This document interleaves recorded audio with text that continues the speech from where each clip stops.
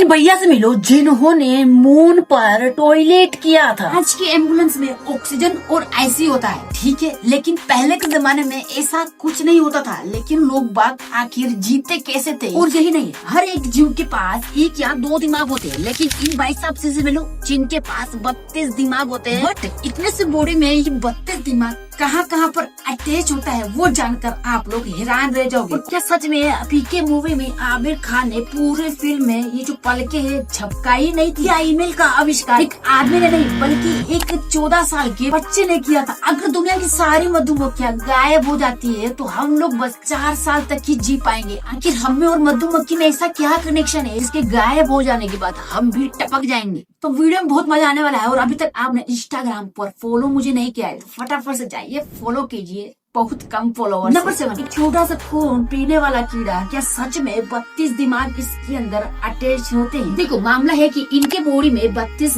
Ganglia होते हैं। अरे 32 दिमाग की तूने बात की थी, गैंग्लिया के बारे में नहीं। अरे रुक जा, थम जाओ बाबूराम जी, ऐसा क्या भड़क रहे हो?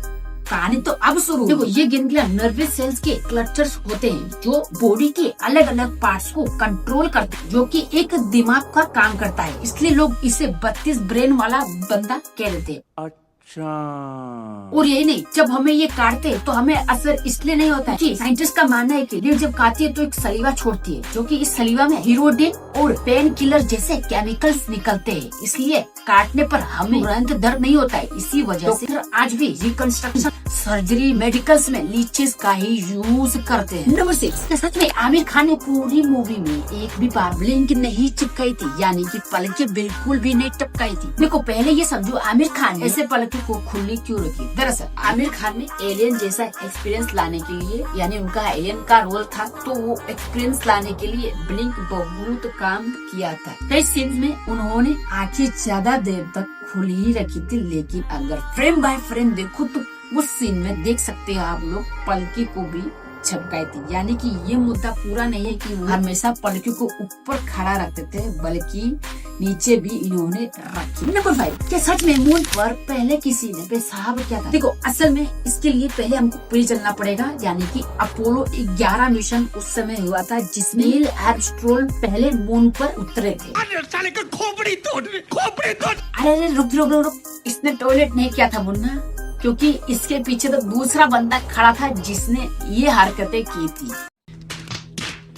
असल में अपोलो 11 मिशन के दौरान अंतरिक्ष यात्रियों ने स्पेस सूट के अंदर यूराइन कलेक्शन डिवाइस पहन रखा था, और जब वे चंद्रमा पर उतरे तो बुज एल्ड्रिन ने, यानी कि ये वही बंदा है जिन्होंने मून पर अपनी पूरी जहान चिला निकाल दी थी, बुज एल्ड्रिन ने चंद्रमा की सतह पर काम शुरू करने के कुछ समय बाद उनको जोर से आने लगा, जो कि उन्होंने सूटकेस के अंदर ही कर लिया था। आगे बोल। नहीं पता।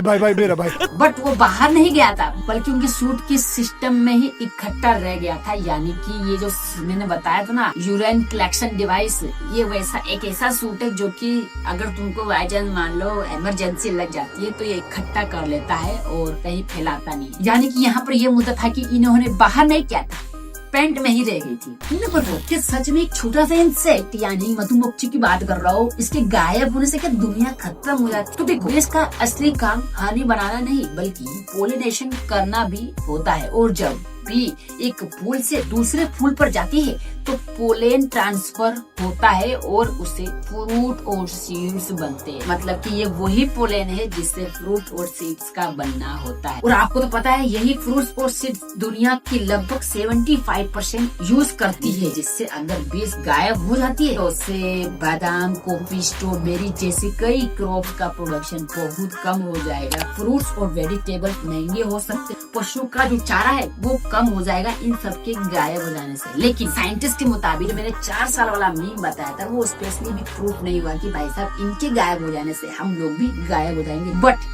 ये जो मैंने अभी बात बताई थी ये पूरी की पूरी पक्की है। नंबर 3, क्या सच में ईमेल का इन्वेंटर एक 14 साल के इंडियन लड़के ने किया? देखो इसको समझने के लिए हमें सीधा जाना पड़ेगा 1978 में। देखो 1978 में भारत में ईवा अय्यादुराई जन्मे थे, जो कि उस समय 14 साल के थे। उन्होंने एक कंप्यूटर प्रोग्राम बनाया था जिसका नाम ईमेल था, जो कि उनमें इस काम के लिए उन्हें बाद में उनके सॉफ्टवेयर का यूएस कॉपीराइट भी मिला था। मतलब कि ये जो कॉपीराइट है वो सिर्फ पूरा ईमेल का आविष्कार नहीं किया, बल्कि यह सिर्फ हमें ये बताता है कि सॉफ्टवेयर कोड इनका था, यानी कि इन्होंने सिर्फ कोड का आविष्कार किया था। अब बात आती है ईमेल के बारे में, तो 1971 में टॉर्मेलिन सोप ने नेटवर्क ईमेल भेजा था, जिसको आज #Cmail के नाम पर हम लोग जो लिखते हैं, जो भी नाम है उसके बाद # लगाते हैं, उसका इन्होंने आविष्कार किया था, जिससे आज के समय दुनिया भर में उन्हें मॉडर्न ईमेल का पियोनियर भी माना जाता है। यानी कि एक बच्चे ने नहीं बल्कि ईमेल का आविष्कार इन्होंने किया था, उन्होंने तो सिर्फ एक कोड दिया था। नंबर 2,